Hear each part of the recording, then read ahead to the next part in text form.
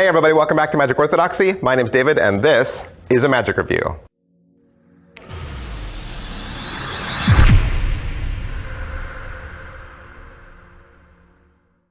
Hey, today we're going to look at Cube 3 from Stephen Brundage and Murphy's Magic. All right, so what is Cube 3? Cube 3 is, well, it's not only a beginner's guide to solving the Rubik's Cube on your own, but it's also a magic trick collection of things that you can do with a Rubik's Cube, a normal Rubik's Cube, no gaffes, no gimmicks, and a lot of it is centered around the magic of Stephen Brundage, who you've probably seen on America's Got Talent. Rubik's Cube was invented in 1974 by a Hungarian sculptor and professor of architecture, and his name was what? Erno Rubik. That's right, his name was Rubik. It was originally called the Magic Cube, which is ironic because now we're talking about it in the magic world. It was then licensed to be sold to the Ideal Toy Corporation in 1980, and that's probably when a lot of us started to see it on the market. And as of January 2009, 350 million Rubik's Cubes have been sold worldwide, making it the world's top-selling puzzle game. It's also been considered to be the world's best-selling toy. All right, so Rubik's Cube magic is hot right now. A lot of people are doing it, and I think Stephen kind of like started it off.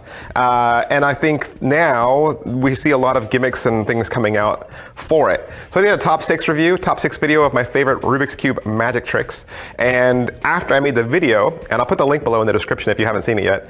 After I made the video, a lot of people said, how come you didn't review Cube 3? Well, I'll tell you why I didn't review Cube 3.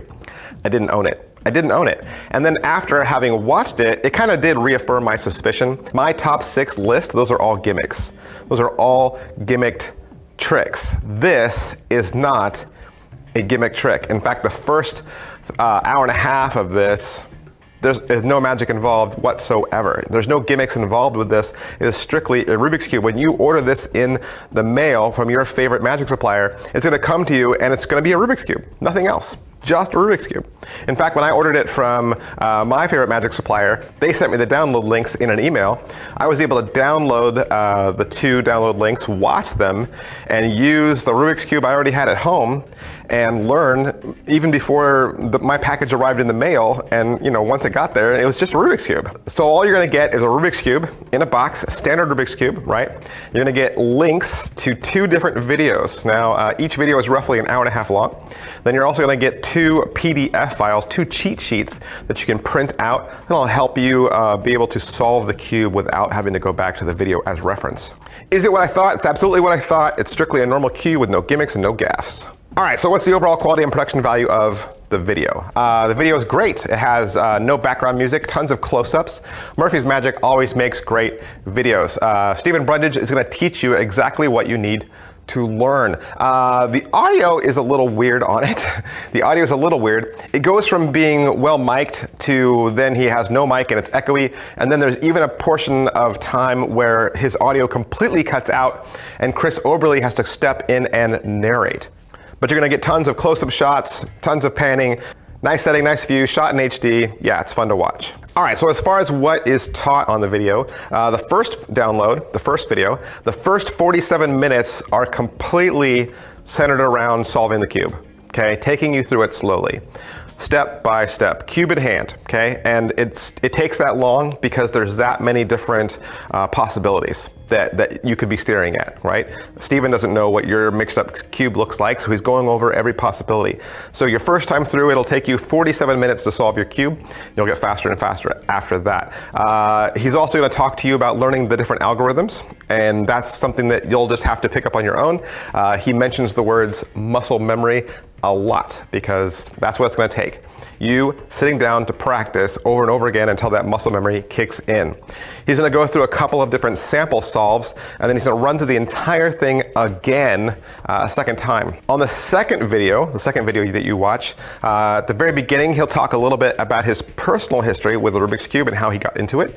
He's gonna teach you his favorite paper bag solve. That's where you just put the cube into a paper bag, when it's all mixed up, and you pull it out and it's solved, done without gimmicks. He's going to teach you the imagination solve, where he has a mixed up cube and he says to imagine what it would look like if it was now 20 moves away, 15 moves away, 11 moves away, 10 moves away, 1 move away, and it starts to solve as he spins it in his hands. He's going to teach you the toss-up solve, where you just throw it up in the air and it comes back down and it's solved.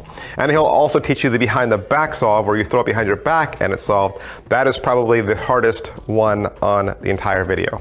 He'll teach you a slow motion solve as well as a millisecond solve. And he'll even give you some patter. He'll even give you some stories, some ideas that you could use as patter in your routine. So he'll give you some of those, throw those out there for you, which is nice. He'll also give you some Rubik Cube facts, most of which you could find on the internet with a simple Google search. He'll cover how to take the cube apart and perform some cube maintenance, and he'll even go through some cube flourishes. All right, so is the cube well made? It is a good cube. This is the cube I actually take around with me now wherever I go. I have a couple of other ones, but the reason why I take this one with me is because it's just a little bit more loose. It is a very loose cube, not just with spinning, but also this direction too. So it has some give here. It does lock up on me a little bit. It does jam up on me, and that's fine, because this is the cube that I just take with me in the car or take with me everywhere I go. So this is kind of like my practice cube, because it's not gimmicked, it's real, right? I have a bunch of other gimmick cubes.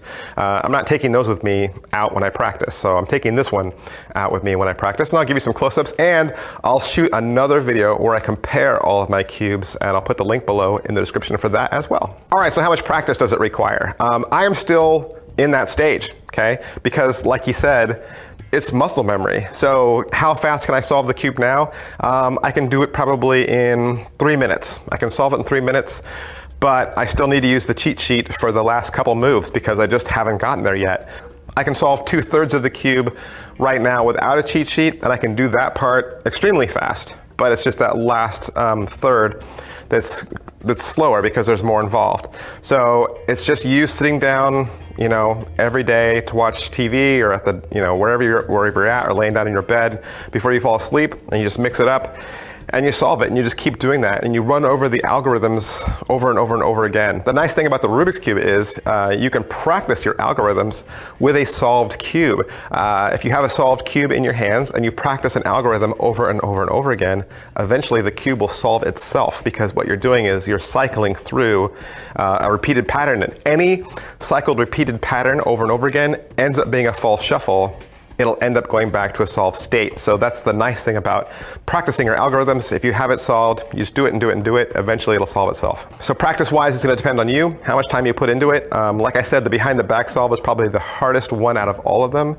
I've already done a couple of these and got them down to where I can do them for people. And so yeah, it just depends on how much time you put in. All right, so positives. What are the positives I can say about Cube 3 from Stephen Brundage?